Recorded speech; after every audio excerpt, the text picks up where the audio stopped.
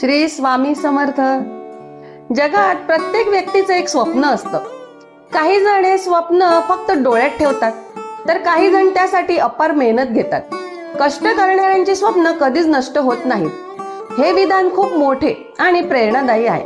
कारण जो व्यक्ती जिद्दीने न थकता, अपयशांना न घाबरता सतत प्रयत्न करत राहतो, त्याचे स्वप्न नक्कीच पूर्ण होते. कधी कधी यश दूर वाटते, संकट वाट चुकवतात, समाज नावं ठेवतो, पण तरीही जो आपल्या ध्येयाशी प्रामाणिक असतो तो शेवटी यशस्वी होतो. कष्ट करणं म्हणजे केवळ शारीरिक मेहनत नाही, तर त्यात संयम, सातत्य, सकारात्मक विचार आणि आत्मविश्वासही असतो. हेच गुण एखाद्याला मोठं बनवतात.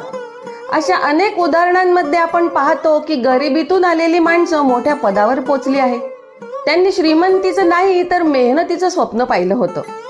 त्यांचा आत्मविश्वास आणि परिश्रम यांनी त्यांच्या स्वप्नांना उंच भरारी दिली. कष्ट करणाऱ्यांचं स्वप्न हे नशिबावर नाही तर श्रमांवर आधारित असतं. म्हणूनच ते स्वप्न नष्ट होत नाही, तर त्यातून नव्या यशाची वाट तयार होते. त्यामुळेच आपण हे लक्षात ठेवायला हवं की स्वप्न बघणं महत्वाचं आहे, पण त्यासाठी कष्ट घेणं हेच यशाचं खरं रहस्य आहे.